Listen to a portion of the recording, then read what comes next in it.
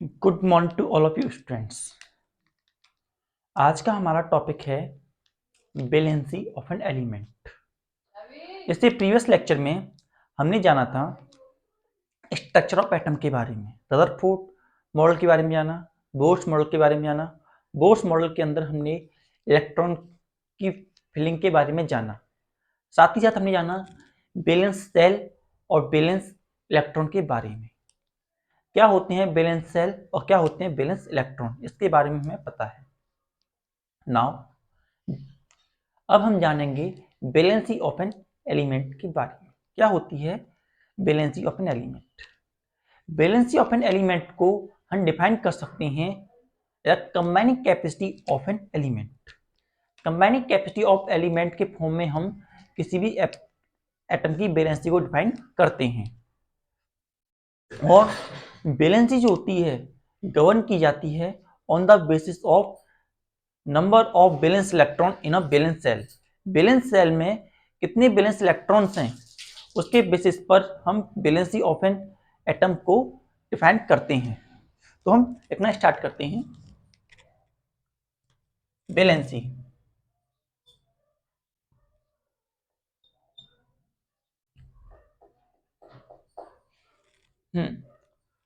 तो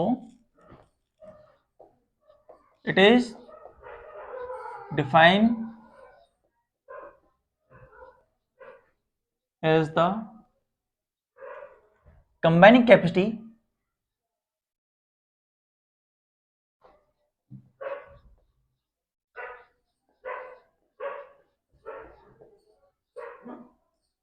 of an atom. Combining capacity of an atom.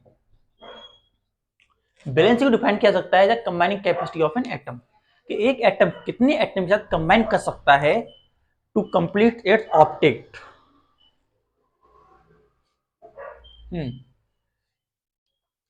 Combine कर सकता है, कितने इलेक्ट्रॉन को लूज कर सकता है, कितने इलेक्ट्रॉन गेन कर सकता है, ये हमें वैलेंसी से पता चलता है कि एक एटम कितने इलेक्ट्रॉन को लूज कर सकता है और कितने इलेक्ट्रॉन को गेन कर सकता है या कितने इलेक्ट्रॉन को सेव कर सकता है।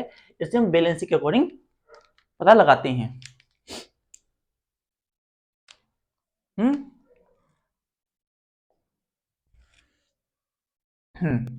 एटम that lose इलेक्ट्रॉन्स, ऐसे एटम जो कि इलेक्ट्रॉन को लूज कर देते हैं to achieve noble gas configuration.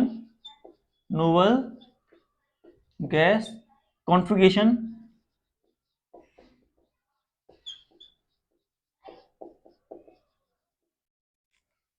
है पॉजिटिव वैलेंसी। क्या होता है positive valency.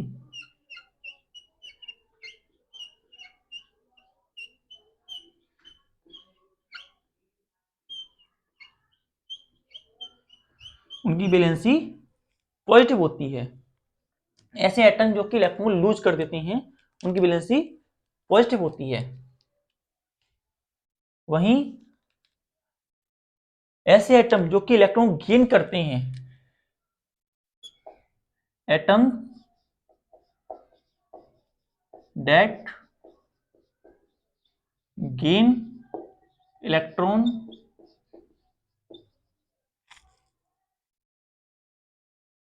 to acquire noble gas configuration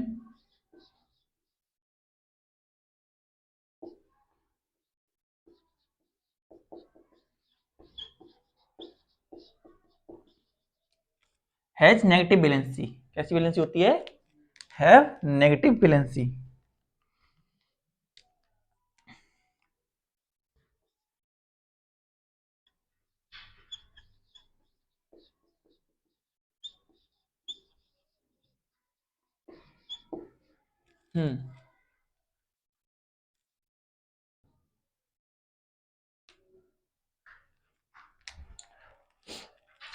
इसके बाद जो वैलेंसी होती है वो दो तरीके की होती है। वैलेंसी दो तरह की होती है, valency is of two type. वैलेंसी दो तरह की होती है, फर्स्ट इज इलेक्ट्रोवैलेंसी,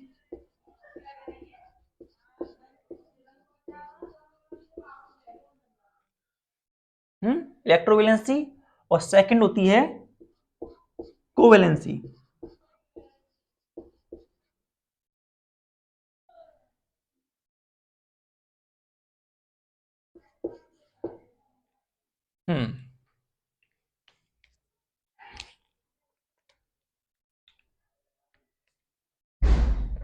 फर्स्ट हम लेते हैं इलेक्ट्रोवैलेंसी को।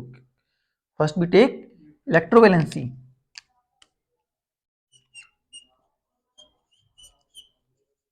इलेक्ट्रोवैलेंसी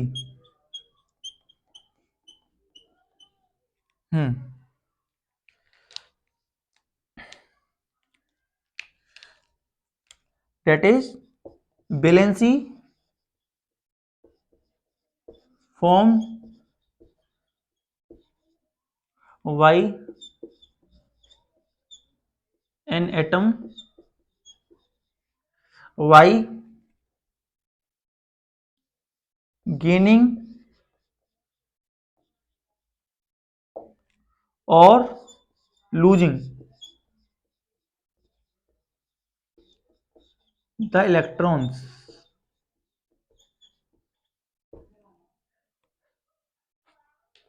ऐसी वैलेंसी जो कि फॉर्म होती है गेनिंग और लूजिंग द इलेक्ट्रॉन्स, ऐसी वैलेंसी को हम इलेक्ट्रोवैलेंसी कहते हैं। जिस वैलेंसी को पाने के लिए या तो एक एटम जो अपने इलेक्ट्रॉन लूज कर रहा है या अपने इलेक्ट्रॉन गेन कर रहा है, तो ऐसी वैलेंसी को हम इलेक्ट्रोवैलेंसी कैटेगरी में लेकर के आते हैं। इसके लिए कुछ हम एग्जांपल लेते हैं। एग्जांपल सोडियम,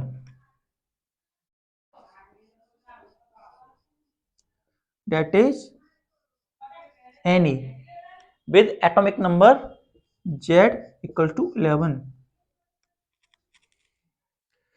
जब हम इसका इलेक्ट्रॉनिक कन्फ्यूजन करते हैं, EC करते हैं इसको, EC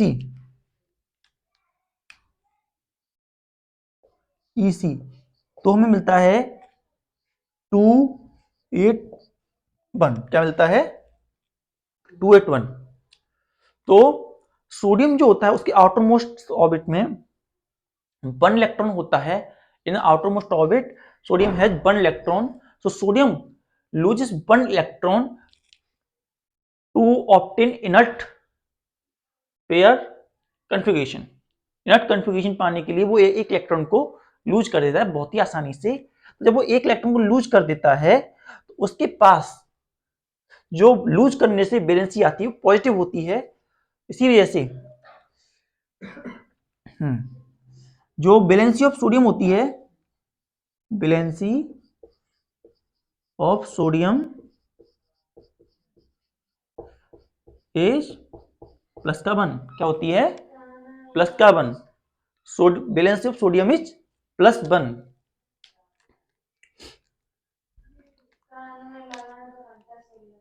ये हमारा फर्स्ट एग्जांपल था।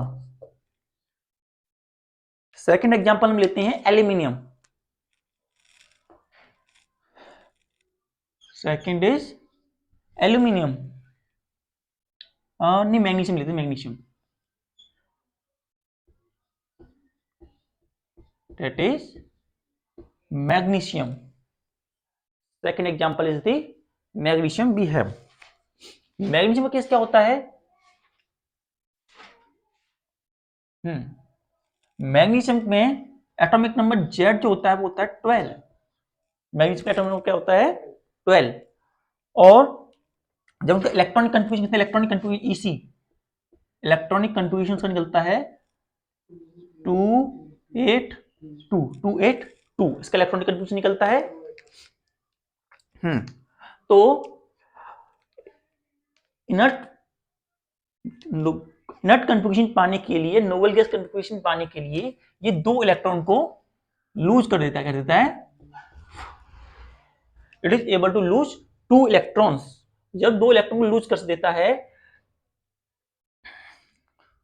तो इसकी वैलेंसी कितनी आती है? 2 पॉजिटिव में। कैसी? 2 पॉजिटिव में वैलेंसी हो जाती है। तो मैग्नीशियम हैज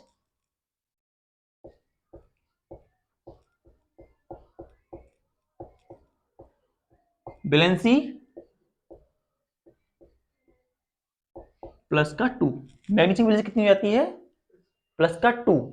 और जब 2 इलेक्ट्रॉन लूज कर देता है मैग्नीशियम, तो इसे हम कैसे लिख सकते हैं? Mg2 positive. क्या कह सकते हैं? Mg2 positive. सोडियम को हम कैसे लिख सकते थे? सोडियम को हमने लिखा, सोडियम को लिख सकते थे Na पॉजिटिव, क्योंकि ये एक इलेक्ट्रॉन लूज करता है सोडियम, तो Na पॉजिटिव। और मैग्नीशियम 2 इलेक्ट्रॉन लूज कर देता है तो Mg2 पॉजिटिव। मैग्नीशियम के बाद आता है aluminium. Third is aluminium. Aluminium की वैलेंसी होती है Z equals to 13। Atomic number क्या होता है? 13। तो इलेक्ट्रॉनिक कन्फ्यूजन क्या बनेगा? इलेक्ट्रॉनिक कन्फ्यूजन इसी इलेक्ट्रॉनिक कन्फ्यूजन बनता है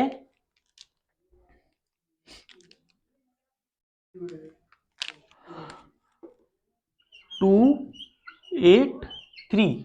यह समझ 283 मतलब KLM सेल में, जैसे कि यहां पर KLM सेल में, KLM सेल के अंदर अगर स्ट्रक्चर बनाना चाहो तो स्ट्रक्चर बना सकते हो। यहां पर सेंटर में न्यूक्लियस, ऑर्बिट, ये are the orbits we have. ये KLM, के में मैक्सिमम इलेक्ट्रॉन आ सकते हैं हमारे, मैक्सिमम इलेक्ट्रॉन आर 2, L में मैक्सिमम इलेक्ट्रॉन 8,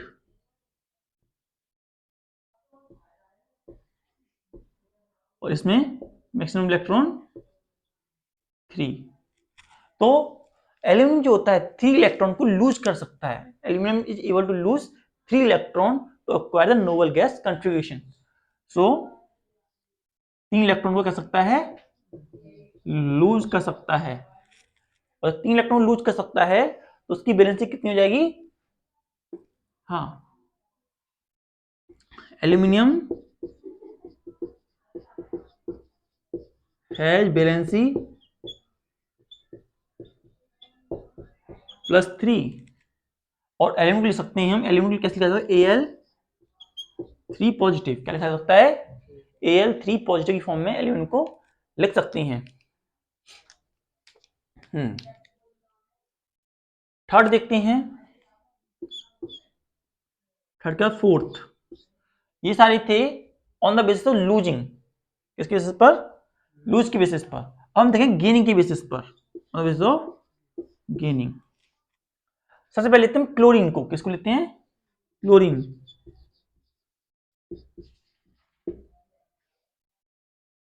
क्लोरीन का एटॉमिक नंबर क्या होता है? 17। क्लोरीन का एटॉमिक नंबर क्या होता है? 17। तो इसका इलेक्ट्रॉनिक कन्फिग्रेशन कैसे बनेगा? Easy electronic configuration, that is 287। 287 is the electronic configuration. KLM electronic configuration ये बनेगा हमारा।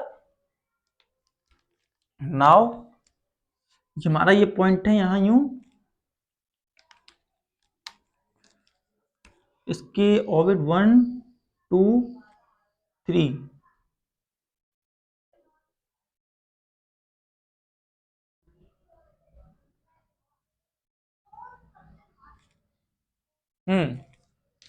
इलेक्ट्रॉन फिल करते हैं इसमें 1 2, इसमें मैक्सिमम 8 इलेक्ट्रॉन्स, इसमें मैक्सिमम इलेक्ट्रॉन्स 7 इलेक्ट्रॉन्स।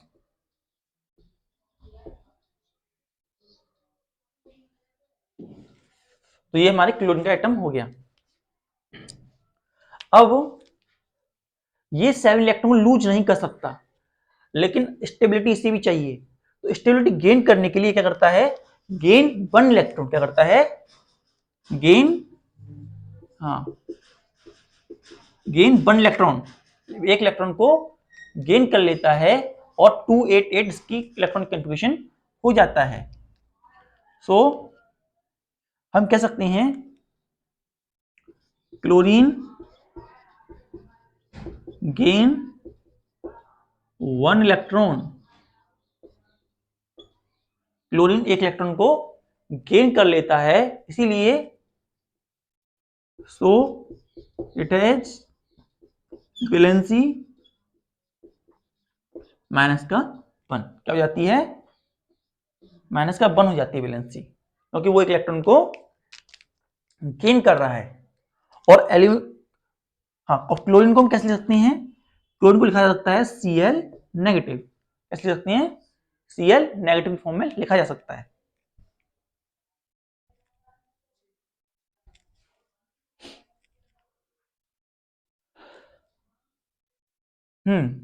इसे कैसे, एक हम और एग्जांपल लेते हैं हम ऑक्सीजन का, किसका, फिफ्थ एग्जांपल लेते हैं हम ऑक्सीजन का। ऑक्सीजन का एटॉमिक नंबर होता है Z इक्वल्स टू 8, क्या होता है, 8 इज द एटॉमिक नंबर। तो इलेक्ट्रॉनिक कंट्रीब्यूशन क्या होता है, इलेक्ट्रॉनिक कंट्रीब्यूशन EC हो जाता है 2 6। इसका स्ट्रक्चर बनाते हैं, ये सेंटर, एक, दूसरा, यहां से ये 2 इलेक्ट्रॉन और यहां से 1 2 3 4 5 एंड 6 ये electrons. So K and L, we have K and L। तो ये 6 इलेक्ट्रॉन को लूज नहीं कर सकता, जो ऑक्सीजन है 6 इलेक्ट्रॉन को लूज नहीं कर सकता। तो क्या करता है, गेन 2 इलेक्ट्रॉन, क्या करता है, गेन करता है 2 इलेक्ट्रॉन्स, और 2 इलेक्ट्रॉन को गेन करके 28 नोबेल गैस कंट्रीब्यूशन ना लेता है। सो क्लोरीन क्या करता है, chlorine gain 2 electron, sorry oxygen gain 2 electron, क्या करता है, ऑक्सीजन गेन 2 इलेक्ट्रॉन,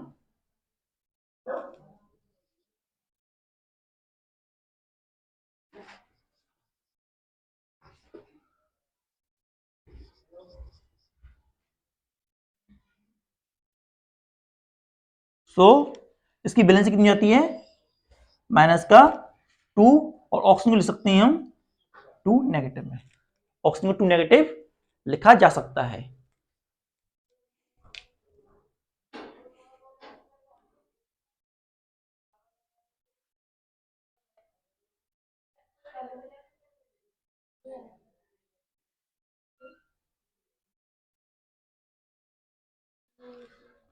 नाउ हम दूसरा देखते हैं नाइट्रोजन, किसका केस देखेंगे, नाइट्रोजन का केस देखेंगे हम। Now the case of nitrogen. 6 nitrogen, nitrogen में नाइट्रोजन का सैंपल होता है N, इलेक्ट्रॉनिक कन्फिग्रेशन भी करते हैं, इलेक्ट्रॉनिक कन्फिग्रेशन ऑफ नाइट्रोजन, तो मिलता है 2 5, 2 5 is electronic configuration of nitrogen, 2 and 5 is electronic configuration nitrogen होता है, that is K and L। Now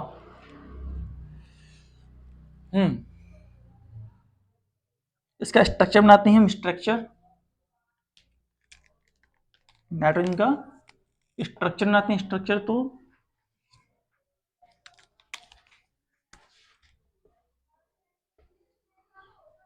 ऐसा स्ट्रक्चर बनता है इसका, 2 इलेक्ट्रॉन्स एंड 1 2 3 4 5। जो नाइट्रोजन है उसके आउटरमोस्ट ऑर्बिट में 5 इलेक्ट्रॉन्स होते हैं, तो वो 5 इलेक्ट्रॉन को लूज नहीं कर सकता, इसीलिए वो 5 इलेक्ट्रॉन को लूज करने की बजाय 3 इलेक्ट्रॉन को गेन कर लेता है to attain a noble gas configuration. तो क्या कर रहा है, गेन 3 इलेक्ट्रॉन्स, नाइट्रोजन गेन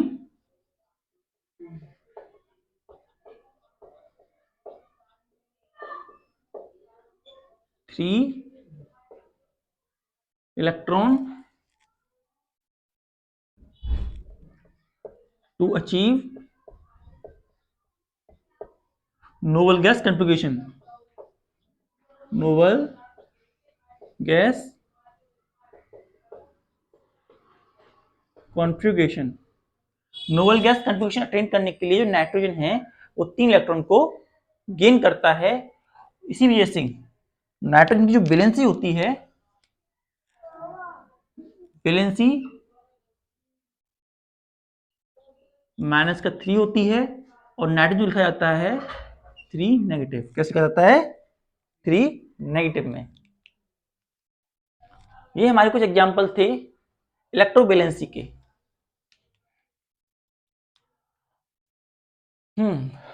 हम वैलेंसी को एक तरीके से और दिखा सकते हैं। जैसे इसके बाद हम दूसरी वैलेंसी देखते हैं, कोवैलेंसी। उसके बाद आते हैं कोवैलेंसी क्या होती है। Second is covalency.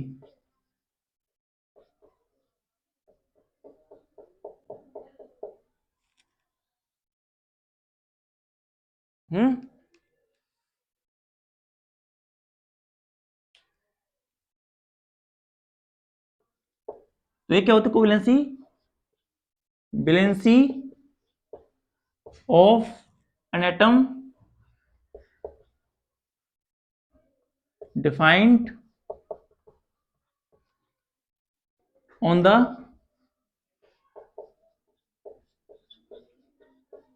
basis of tendency of atom to sharing the electrons। Electron को शेयर करने की टेंडेंसी को दिखाने वाली जो वैलेंसी होती है उसे हम कोवैलेंसी कहते हैं। और जो वैलेंसी इलेक्ट्रॉन को शेयर करने से ऑब्टेन होती है उस वैलेंसी को हम कोवैलेंसी कहते हैं। हम एग्जांपल लेते हैं फर्स्ट हाइड्रोजन का। किसका, हाइड्रोजन का। हाइड्रोजन का एटॉमिक नंबर Z होता है 1 और इलेक्ट्रॉनिक कॉन्फ़िगरेशंस का EC1 K के बराबर होता है। तो K सेल में इसके आउटरमोस्ट ऑर्बिट में एक इलेक्ट्रॉन अनफिल होता है, तो ये एक इलेक्ट्रॉन पेयर को शेयर कर सकता है। It is hydrogen is able to share 1 electron. इसीलिए जो हाइड्रोजन की कोवैलेंसी होती है वो 1 होती है। क्या होती है, 1। कोवैलेंसी होती है 1 के बराबर होती है। Second, covalency of chlorine. Chlorine की कोवैलेंसी Z जो होता है उसका 17 होता है। Z जो होता है 17 होता है, तो Z इक्वल टू 17 और इलेक्ट्रॉनिक कॉन्फ़िगरेशन EC2 8 एंड 7, तो वो एक इलेक्ट्रॉन शेयर कर सकता है। तो क्लोरीन की भी कोवैलेंसी कितनी आती है, कोवैलेंसी इक्वल टू 1। क्लोरीन की भी कोवैलेंसी कितनी होती है, 1 होती है, क्योंकि ये एक इलेक्ट्रॉन शेयर कर सकता है।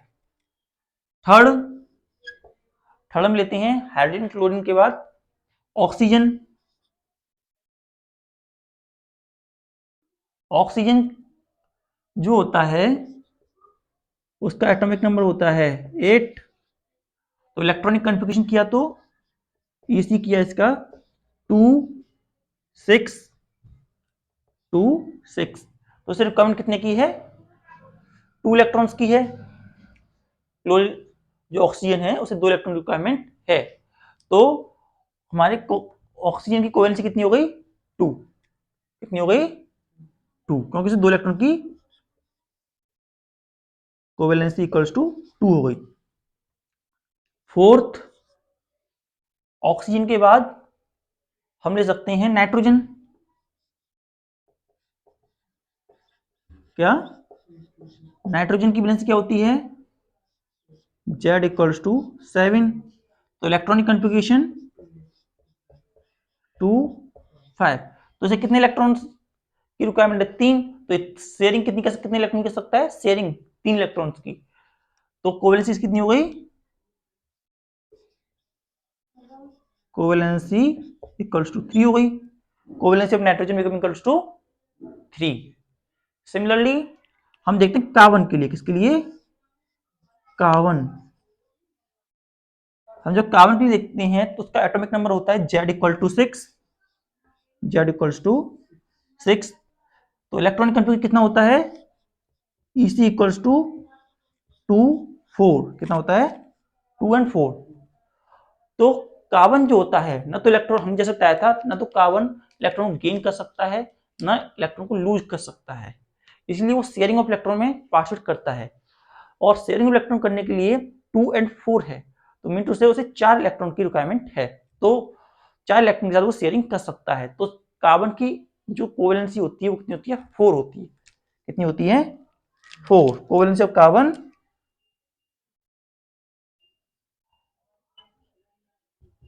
4 के बराबर होती है। Note it down.